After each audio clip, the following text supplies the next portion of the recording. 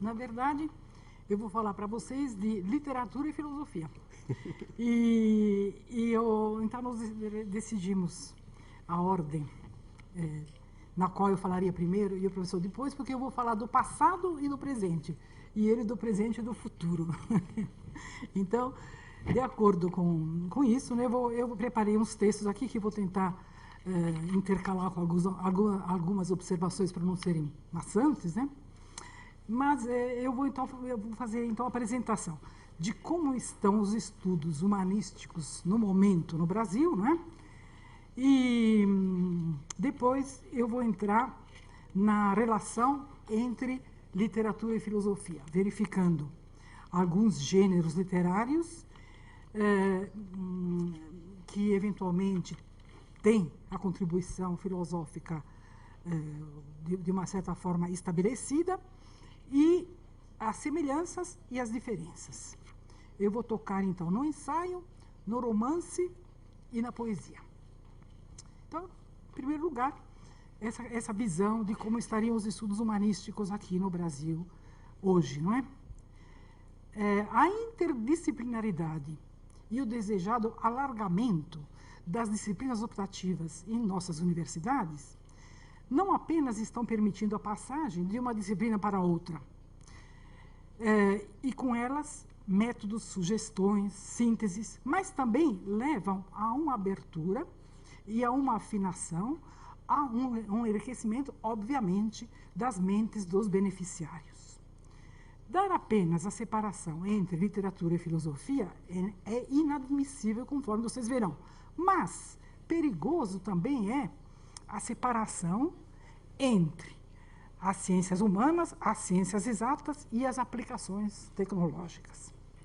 No que se refere ao campo dos estudos humanísticos, aos estudos literários em particular no Brasil, pode-se dizer que depois do período de importação teórica das críticas, dos estudos críticos da Europa e dos Estados Unidos, nas décadas do pós-guerra até 1980, e depois do reconhecimento e do florescimento do formalismo russo e do estruturalismo de 1970 a 1990, novos movimentos se sucederam, em que, do texto, a atenção se deslocou para o leitor e depois para o contexto, até que se passou aqui também a revisão dos textos literários nacionais, textos esses clássicos, e se passou a relacioná-los com as memórias, as crônicas,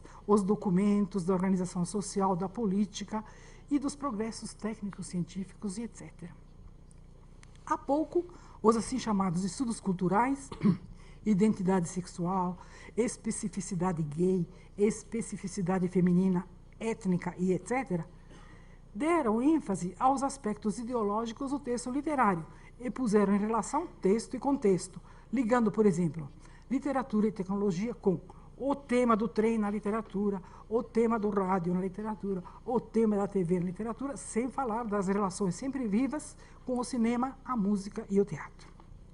Dentro desse panorama geral, isso não significa, entretanto, que as diferentes formas de expressão da literatura tenham perdido seus fatores construtivos, para usar uma expressão tornada conhecida por Yuri Tenyanov.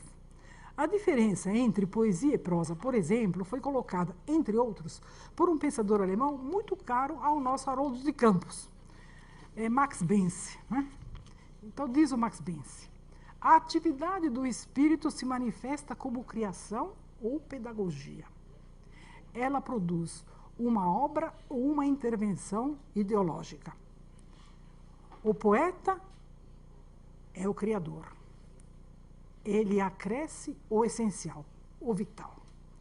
O escritor dá expressão ao programa, às ideologias, àquilo que o espírito encontra. Curiosamente, George Agamben, em seu recente Nudità, que foi traduzido para português de Portugal como nudez, em 2009, diz, em outros termos, a mesma coisa. Ou seja, citando, na cultura da época moderna, a filosofia e a crítica herdaram a obra profética da salvação. Já a poesia, técnica e arte herdaram a obra angélica da criação.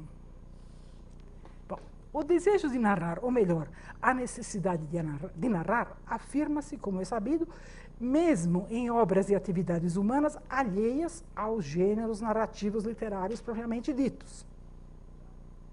Não falaremos aqui dos mitos, das religiões, da Bíblia, das filosofias antigas, os diálogos de Platão, etc. Mas daquilo que concerne à filosofia contemporânea depois de Nietzsche, cujo escopo já não é mais a procura da verdade, mas que, como outras atividades cognoscitivas e expressivas, vê-se enredada nos problemas da linguagem e da narração do mundo. Hoje, se a filosofia renunciou a uma noção de verdade como meta a ser alcançada, o que não significa ter renunciado à bagagem de perguntas que cada um carrega consigo, mas se dedica ao reconhecimento das limitações do sujeito, da contextualidade das perguntas e da busca, então a narração é um dos modelos privilegiados que permitem a substituição da lógica sistêmica por formas mais válidas de compreensão. E é justamente no ensaio que a filosofia floresce como narrativa. O ensaio é mediador. Ele se baseia no contexto, ele se baseia no concreto existente, mas visa representá-lo de maneira original. Tem como escopo a representação das possíveis configurações de um objeto. Pois bem, o ensaio é a forma concreta em que se encontram, em particular, a literatura e a filosofia. Entre as características atribuídas ao ensaio por Adorno, por exemplo, estão a espontaneidade, a recusa de qualquer tipo de lógica dedutiva, de qualquer tipo de visão sistemática e dogmática, a escolha de temas não especificamente científicos e não convencionais, a renúncia a qualquer pensamento obscuro, embora seja conservada a ambiguidade, a consciência de que a natureza se encontra já absorvida pela cultura e que o erro e a capacidade humana de falhar são elementos essenciais da nova concepção de mundo e que o jogo e o irônico têm nessas concepções um papel central. Há, em seguida, as características que dizem respeito ao aparato retórico, ou seja, proceder por intuições de fragmentos, a divagação, a incompletude, a metáfora, a paródia, etc. E saber como usar essas características, segundo o estilo do autor. Um escritor italiano, crítico e professor, que nos visitou há pouco tempo, Remo Cesarani, escreveu em seu livro mais recente, chamado Convergenze, que está no momento no prelo na EDUSP, uma série de articulações entre filosofia e literatura, que ele sintetiza nos seguintes pontos. Primeiro, a penetração dos temas filosóficos em obras literárias propriamente ditas. Segundo, a qualidade literária de muitas obras filosóficas. E terceiro, o interesse pela literatura demonstrado por diversos filósofos contemporâneos. A existência de uma espécie de movimento que poderia chamar filosofia e literatura, nas discussões filosóficas contemporâneas que ele detectou particularmente nos Estados Unidos. Ele leciona metade do ano na Itália, metade do ano nos Estados Unidos. Bom, as qualidades literárias, aliás, a penetração dos temas filosóficos em obras literárias tem sido contínuo, não é? Basta ver desde a antiguidade Dante, Leopardi, Borges, Eco, Unamuno, Sartre, Blanchot, etc, etc. As qualidades literárias de muitas escrituras filosóficas, desde a Ciência Nova de Vico aos escritos de Hume, Voltaire, Diderot, Schopenhauer, Nietzsche, Kierkegaard, Benjamin, etc. E particularmente Wittgenstein, que será visto mais adiante. O interesse demonstrado nas últimas décadas para com as formas e os procedimentos tipicamente literários por parte de filósofos dispostos a atribuir à literatura uma função estimuladora e participante em suas meditações. Por exemplo, uma escritora citada tanto por Cesarani como pelo professor Mário Perniola é Martha Nussbaum, que no seu livro Love's Knowledge, o Conhecimento do Amor, ainda não publicado em português e nem em italiano, expõe uma tese segundo a qual existe uma relação conspícua entre estilo e conteúdo da crítica. O estilo não é neutro e a forma influi no conteúdo. Bom, ela, por exemplo, se apoia nos romances de Henry James e escreve, citando: há algumas visões de mundo, de como dever-se-ia nele viver, especificamente visões que insistem na variedade, na complexidade de sua defeituosa e imperfeita beleza, que não pode ser expressa na linguagem da prosa filosófica convencional, mas numa linguagem e numa forma, por sua própria natureza, muito mais complexa, mais alusiva, mais atenta aos matizes. Apenas o estilo de um certo tipo de artista da narração pode exprimir adequadamente algumas importantes verdades sobre o mundo, provocando no leitor as atividades necessárias para captá-las. Veja-se então, nesse momento, o que diz Wittgenstein em suas investigações filosóficas começadas em 1936, não é consideradas o livro de filosofia mais importante do século XX. Ele retoma o tema fundamental, crucial do Tractatus, que ele terminou depois da volta de sua participação na Primeira Guerra Mundial, e o apresenta ao amigo Bertrand Russell nos seguintes termos, citando: o ponto principal é a teoria daquilo que pode ser dito em frases, ou seja, pela linguagem, e o que dá na mesma, que pode ser pensado, e daquilo que não pode ser dito em frases, mas tão somente mostrado. Este é o problema cardinal da filosofia. A sua filosofia, ou seja, a do Bertrand Russell, é a crítica da linguagem, e ela tem o direito de calar sobre questões que, para a nossa vida, são as mais importantes. Metafísica, ética e estética, que fazem parte da mística, inacessível às palavras, mas acessível a outros meios de expressão, como a arte. Bom, então, isso que disse Wittgenstein será retomado mais adiante, já nas palavras do professor Perniola, que eu vou citar. Mas a própria Martha Nussbaum, que eu já mencionei, diz o seguinte: a literatura tem a potencialidade de inspirar no leitor uma espécie de impacto moral, que, ao contrário, não é estimulado pelos textos filosóficos. Muitos romances impelem o leitor a refletir sobre as escolhas morais que envolvem os personagens. Baste lembrar Dostoiévski, James Joyce, por exemplo. Quanto à importância moral da escrita narrativa, continua ela, citando: na verdade moral, há elementos que as páginas da filosofia moral tradicional não têm o condão de exprimir, como em um romance que aborde essa questão. Uma vez que a filosofia moral tem por escopo, após o exame atento das concepções contrastantes do bem nas atividades humanas, de compreender o alcance que ditas concepções têm.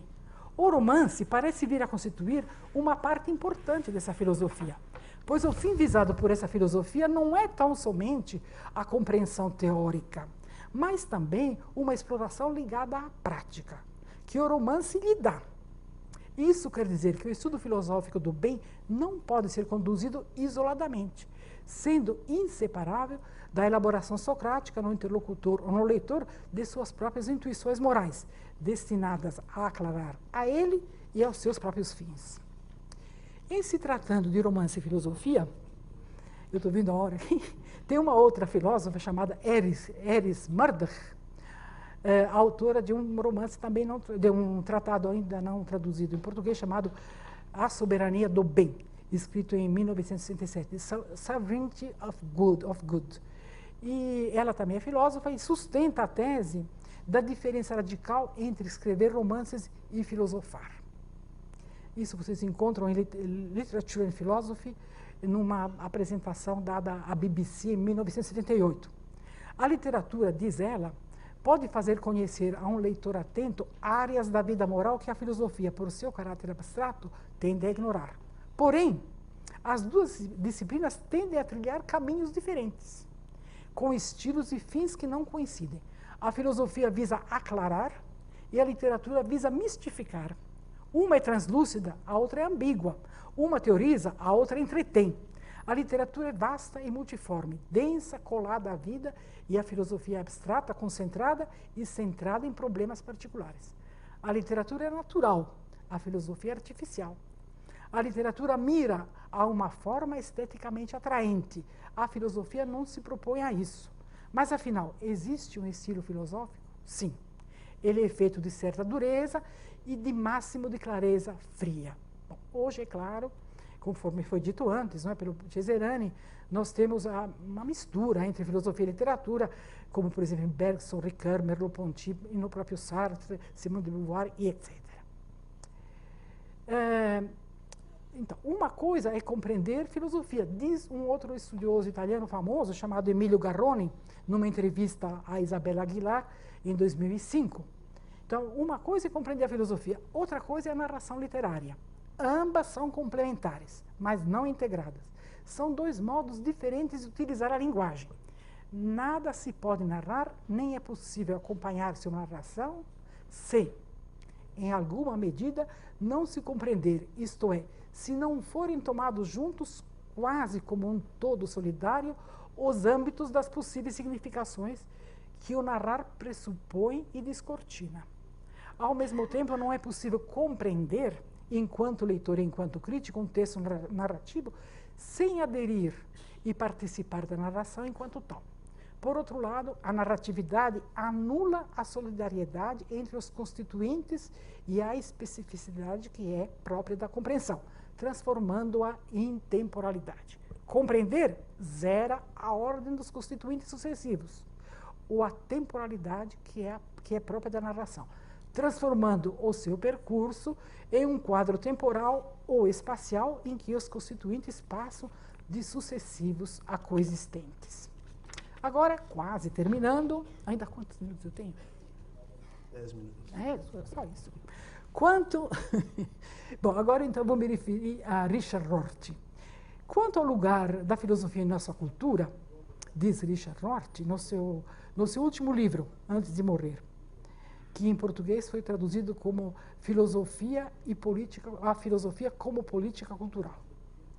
Em inglês era Philosophical Papers, número 4. Bom, então ele diz o seguinte. Então, quanto ao lugar da filosofia em nossa cultura, costuma ser importante quando grandes crenças são abandonadas e ela sugere, em vista do futuro, o que se conserva e o que deve ser posto de lado. Há tempo no Ocidente, a luta entre os deuses e os gigantes, descrita por Platão, foi decidida pelos intelectuais em favor dos gigantes. Restam, entretanto, pendentes algumas questões. Será a razão que permitirá aos homens se realizarem no que têm de melhor? Ou será a imaginação que os ajudará a se transformarem? Rorty tende a se alinhar com os que defendem a imaginação. Pela primeira vez no pensamento humano, os grandes românticos, ele pensa nos alemães, não é? Introduziram a noção de que os ideais não têm que ser descobertos, mas inventados, gerados, tal como é a arte em geral. Defender a razão centrada no indivíduo, opondo-se, nesse caso, à racionalidade comunicativa, de caráter bakhtiniano, proposta também por Habermas, significa, para Rorty, colocar os pés na terra, coisa que, segundo ele, os filósofos deveriam fazer. Para os pragmatistas, como ele, os conflitos de ordem moral ou intelectual são questão de convicção. Não se trata de decidir o que é real, o que é aparente, mas sim de se chegar a um compromisso que permita aos dois lados em conflito conseguir algo do bem que ambos originariamente esperavam. Bom, agora vamos ter uma parte que é filosofia e poesia, né? Possivelmente, como tantos, Rorty tenha se deixado enganar pela frase de Wittgenstein que dizia o seguinte: ordinary language is all right. Ou seja, a linguagem comum, a linguagem cotidiana, está muito bem. Que no seu contexto visava denunciar, citando, tendência de nossa época em restringir as possibilidades de expressar a personalidade, que, em lugar de aspirar à clareza, procura estruturas cada vez mais complicadas para empurrar os homens cada vez mais para a margem. A própria filosofia, escreveu Wittgenstein, que se expressava por silogismos e aforismos, citando, deveria realmente ser feita apenas como uma forma de poesia. Acontece que essa forma de poesia, embora composta em ordinary language, exige uma intensa contemplação para ser penetrada. Que o digam os meios de expressão da poesia oriental, que Wittgenstein preferia aos da cultura ocidental, e que o digam certos poemas, por exemplo, do americano Robert Creeley, grande adepto de Wittgenstein, que deu uma palestra no Memorial da América Latina em 1956, a qual assisti. E ele mesmo explicou alguns de seus poemas que na época foram traduzidos por Regis Bonvicino e analisados pelo José Miguel Wisnik, né? Ele estava presente também. E eu vou ler apenas um para vocês verem essa linguagem cotidiana, né? Como fica complicada se não for contemplada, né? E contemplada longamente e penetrada no que esconde. Então, o poema dele curtinho chamado A Rima. Há o signo da flor a emprestar o tema. Mas o que e onde recobrar o que não é? Amor, simplesmente. Eu a vi e atrás dela havia flores e atrás delas nada. Bom, então, só vou ler um trechinho aqui da análise do Luiz Miguel Wisnik. Então diz assim, a música da fala corresponde a esse desejo de apreensão literal daquilo que está na palavra e quer escapar da palavra. Pelo repertório da linguagem da poesia, percebe-se que há algo além do objeto. Há uma cadeia que vai do significante, o som da palavra, ao signo, flor. E do signo a outro significante vazio, amor, que ainda não pode ser dito até o núcleo ideogramático do poema Eu a Vi.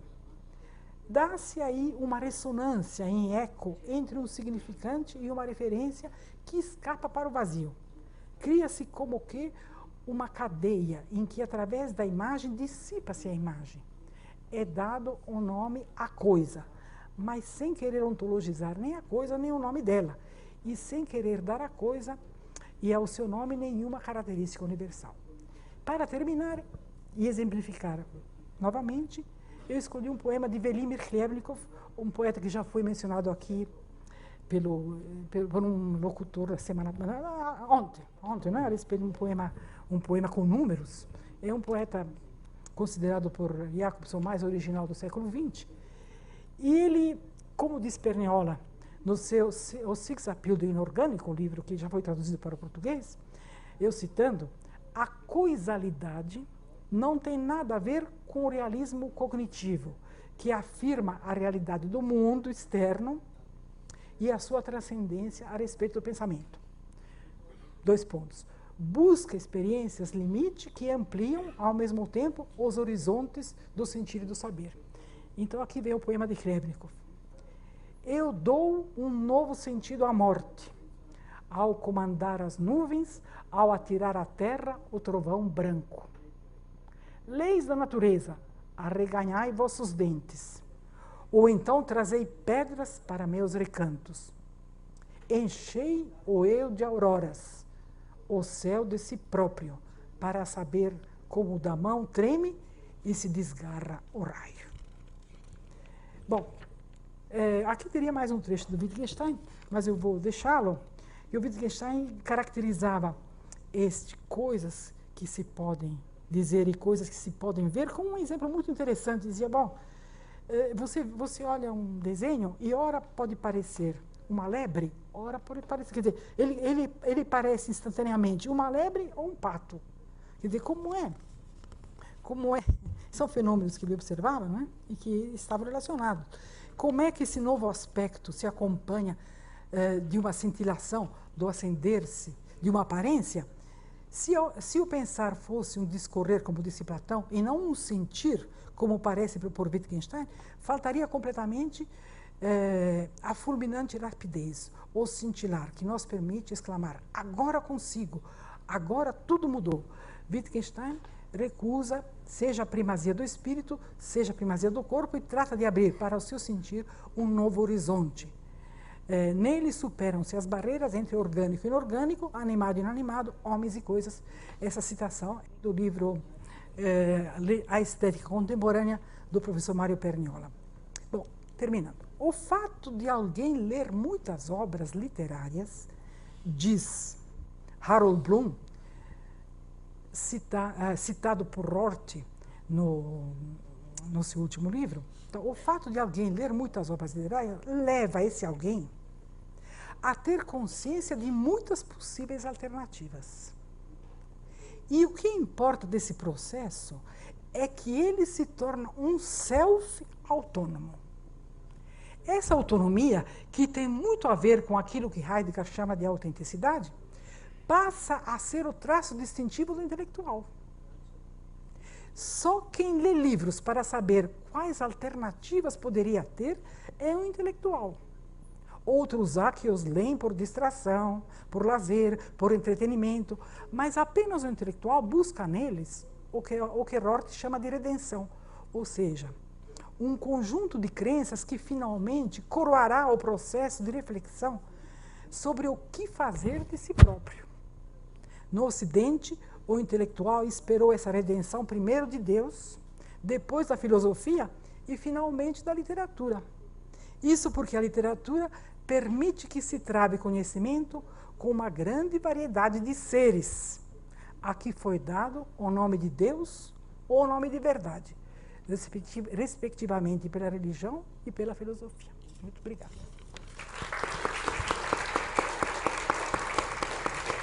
Obrigada.